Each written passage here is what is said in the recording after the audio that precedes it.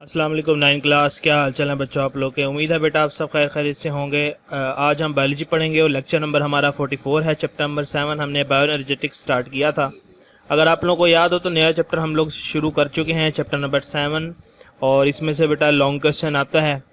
और दूसरी बात बेटा आप लोगों ने याद रखनी है वो ये कि इस चैप्टर का जो पेयर है वो पीछे एंजाइम वाले चैप्टर के साथ बनता है। तो आप लोगों ने अगर एंजाइम चैप्टर याद कर लिया अच्छे से तो अब इस चैप्टर को भी याद करना शुरू कर दें।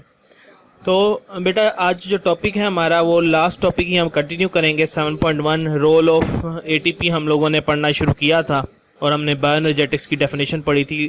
तो आज हम बेसिकली एटीपी के बारे में पढ़ेंगे कि एटीपी क्या है। तो देखें लिखा है मैंने ATP the cell's energy currency. तो इसके बारे में हम डिटेल से पढ़ेंगे। अपनी बुक्स ओपन कर लें बेटा ताकि हम अपने टॉपिक स्टार्ट कर सकें। उम्मीद है बेटा आप लोगों ने अपनी बुक्स ओपन कर ली होंगी। तो अपना आज का टॉपिक स्टार्ट करते हैं। देखें लिखा हुआ the major energy currency of all cells is a nucleotide called adenosine triphosphate. तो एटीपी को हम एडिनोसिन ट्राइफॉस्फेट कहते हैं। ये एमसीक्यू के लिए है। दूसरा एमसीक्यू है ये न्यूक्लियोटाइड। अब जो हमारा एटीपी है वो बेसिकली क्या है, एक एनर्जी करेंसी है सेल की। मतलब सेल इससे एनर्जी हासिल करता है। जब इसको यूज करता है एटीपी को सेल तो उसको एनर्जी मिलती है। और ये क्या है, एक न्यूक्लियोटाइड है। ये क्या है, एक न्यूक्लियोटाइड। ठीक है, अच्छा जी। अब हमारे पास न्यूक्लियोटाइड क्या होता है। न्यूक्लियोटाइड की अगर हम बात करें तो न्यूक्लियोटाइड को हम कह सकते हैं कि न्यूक्लियोटाइड हमारे पास एक मॉलिक्यूल है। ठीक है, जिसके अंदर ना कुछ कंपोनेंट्स मौजूद होते हैं। वो क्या कंपोनेंट हैं कि इसके अंदर एक नाइट्रोजनस बेस होती है। ठीक है, अगर हम यहाँ नीचे हैं, ठीक है, इसमें एक नाइट्रोजनस बेस होती है। नाइट्रोजनस बेस एडिनाइन है। एक शुगर का मॉलिक्यूल होता है। इसमें जो शुगर मौजूद है ये राइबोज शुगर है। ठीक है, और फॉस्फेट ग्रुप मौजूद होता है। तो अगर किसी मॉलिक्यूल में फॉस्फेट ग्रुप, राइबोज शुगर और एडिनाइन, गुआनिन, साइटोसिन या इनमें से कोई भी न्यूक्लियोटाइड नाइट्रोजनस बेस मौजूद हो तो उसको हम न्यूक्लियोटाइड कहते हैं। इसलिए हम एटीपी को एक न्यूक्लियोटाइड कहते हैं। अब ATP stands for adenosine triphosphate. तो आगे चलते हैं। देखें, it is the main energy source for majority of the cellular function like synthesis of macromolecules, DNA, RNA, proteins, movement, transmission of nerve impulse, active transport, exocytosis and endocytosis. तो कहता है जो ATP है वो मेन एनर्जी सोर्स है। हर चीज के लिए एनर्जी प्रोवाइड कर रहा है। आपके पास सेलुलर फंक्शंस की उसने एग्जांपल दी। फॉर एग्जांपल कहता है बड़े मैक्रोमोलिक्यूल, कहते हैं सिंथेसिस ऑफ मैक्रोमोलिक्यूल, बड़े मॉलिक्यूल का बनना, लाइक डीएनए, आरएनए, प्रोटीन्स, इनसे उसका चलना फिरना, ट्रांसमिशन ऑफ नर्व इम्पल्स को भेजना एक जगह से दूसरी जगह, एक्टिव ट्रांसपोर्ट करना, एक्सोसाइटोसिस यानी सेल से बाहर कुछ चीज़ भेजना, सेल के अंदर कुछ चीज़ लाना। तो जो सेल एनर्जी लेता है वो किससे ले रहा होता है, बेसिकली एटीपी से ले रहा होता है। ठीक हो गया बेटे। तो आगे चलते हैं। अब याद रखेंगे लॉन्ग क्वेश्चन है। ठीक है, ATP the cell's energy currency. ठीक है, तो ये इसमें आप लोगों ने जो लिखना है मैं आपको बताऊंगा। ये भी सिर्फ एमसीक्यूज के लिए। देखिए आगे, the ability of ATP to store and release energy is due to its molecular structure. Heading दे देंगे structure of ATP. Structure of ATP. ठीक है, तो यहाँ से the ability of ATP to store energy and release energy is due to its molecular structure. कहता है जो एबिलिटी है एटीपी की एनर्जी स्टोर करना, एनर्जी को वापस बाहर रिलीज करना, वो डिपेंड करता है उसके मॉलिक्यूलर स्ट्रक्चर पे। इसका मॉलिक्यूलर स्ट्रक्चर इतना यूनिक है। अब वो क्या है ये लाइन नहीं लिखनी है। अब यहाँ से हम लिखेंगे बेटा यहाँ तक। ठीक है, और फिर आगे चलते जाएंगे। ईच एटीपी मॉलिक्यूल हैज 3 सब यूनिट्स। कहता है एटीपी के ना 3 सब यूनिट्स होते हैं। अब वो कौन से सब यूनिट, अभी मैं बता चुका हूं आपको। एक एडिनाइन है, डबल रिंग नाइट्रोजनस बेस, एक राइबोज है, अ 5 carbon sugar and 3 phosphate groups in a linear chain.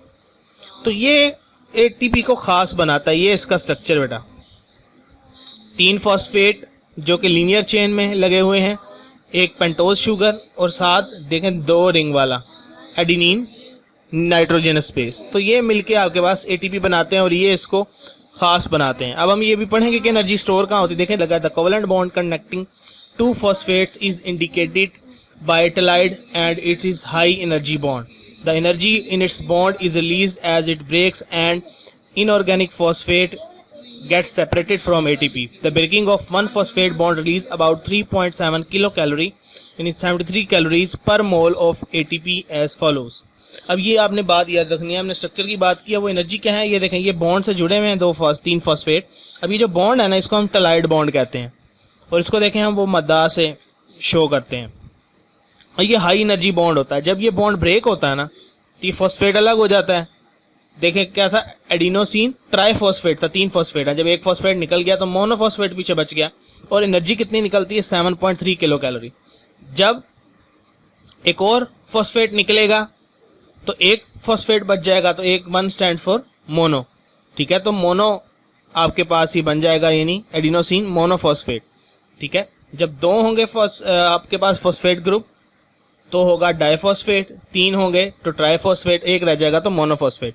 तो जैसे जैसे ये बॉन्ड ब्रेक होता जाएगा आपके पास एनर्जी आपके पास क्या होगी, रिलीज होती जाएगी, और वो एनर्जी कितनी होगी, एक बॉन्ड टूटेगा तो 7.3 किलो कैलोरी पर मोल। तो ये इसके बाद ये इसका क्या है, रिएक्शन है, ठीक है। स्ट्रक्चर था, अब इसकी आपके पास एनर्जी करेंसी के बारे में स्टार्ट हो गया। देखिए कहता है in common energy reaction only outermost of the 2 energy bonds breaks when this happens ATP becomes ADP. कहता है कि जब बाहर वाले जो बॉन्ड हैं वो टूटते हैं, पहला बॉन्ड टूटता है तो वो एडिनोसिन डाइफॉस्फेट बन जाता है, and the 1 pi is release. In some cases ADP is further broken to AMP adenosine monophosphate as follows, ठीक है। कहता है ज्यादातर ऐसा होता है कि एटीपी एडीपी में कन्वर्ट होता है, लेकिन कभी कभार ऐसा भी होता है कि एडीपी मजीद टूटता है एएमपी के अंदर, यानी एडिनोसिन मोनोफॉस्फेट में, और 7.3 किलो कैलोरी एनर्जी मजीद रिलीज होती है। तो अगर हम टोटल बात करें तो 14.6 किलो कैलोरी हमारे पास एनर्जी रिलीज होती है। अभी आप लोगों ने याद रखना है, ठीक है। ये एटीपी था, जब एटीपी एडीपी में कन्वर्ट होगा 7.3 किलो कैलोरी, जब ये मजीद कन्वर्ट होगा एएमपी में तो 7.3 और रिलीज हुई है। अब आपसे एमसीक्यू में पूछा जा सकता है जब एटीपी एएमपी में कन्वर्ट होगा तो कितनी एनर्जी बनेगी, 14.6, लेकिन अगर एटीपी एडीपी में कन्वर्ट होगा तो 7.3, और एडीपी एएमपी में कन्वर्ट होगा तो 7.3, ठीक हो गया बेटे।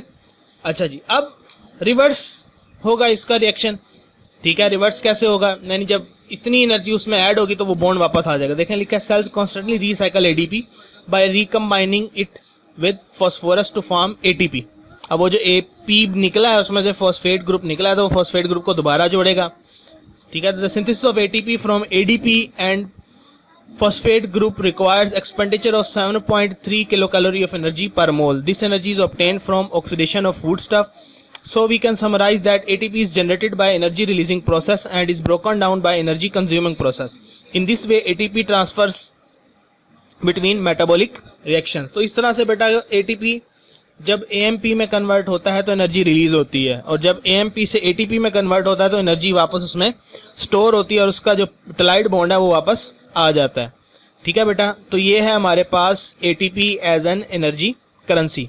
अब याद रखें ये जो आपके पास क्वेश्चन है ये लॉन्ग क्वेश्चन में आता है, what is ATP, how ATP is in cells energy currency, या राइट डाउन द स्ट्रक्चर और रोल ऑफ ATP, ठीक है।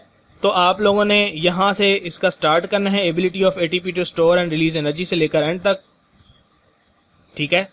और इसका जो ये जो डायग्राम है इसकी ये मस्त बनानी, इसकी डायग्राम भी बाजू का 2 नंबर की आ जाती है पेपर में। अच्छा ये एक एमसीक्यू लिखा हुआ है, इसको पढ़ लेते हैं। देखें, because ATP plays a central role as energy currency in all organism it must have appeared in the early history of life. कहता है कि देखा जाए तो ATP जो है वो एनर्जी करेंसी की काम कर रहा है लिविंग ऑर्गेनिज्म में। तो जो ATP है ये जब दुनिया में फर्स्ट लिविंग ऑर्गेनिज्म आया था तो उस वक्त हो सकता है ये बना हो, लेकिन अब इस बात की हमारे पास श्योरिटी अभी तक मौजूद नहीं है, साइंटिस्ट पे काम कर रहे हैं, ठीक है। तो नेक्स्ट इंशाल्लाह जो हमारा लेक्चर होगा लेक्चर नंबर 45, उसमें हम फोटोसिंथेसिस का टॉपिक स्टार्ट करेंगे, ठीक है। और हम बेसिकली अब हम इसमें पढ़ेंगे कि कैसे जो प्लांट्स हैं वो लाइट एनर्जी को केमिकल एनर्जी में कन्वर्ट करते हैं, ठीक है। और फिर आगे जब हम पढ़ेंगे रेस्पिरेशन तो उसमें हम पढ़ रहे होंगे कि केमिकल एनर्जी जो हमारे खाने के अंदर मौजूद है, हम जो खाना खा रहे हैं तो उससे हमारी बॉडी में वो एनर्जी कैसे ट्रांसफ़र होती है। अपना ख्याल रखिएगा बेटे, नेक्स्ट लेक्चर में आपसे मुलाकात हो रही है इंशाल्लाह। अल्लाह हाफिज़।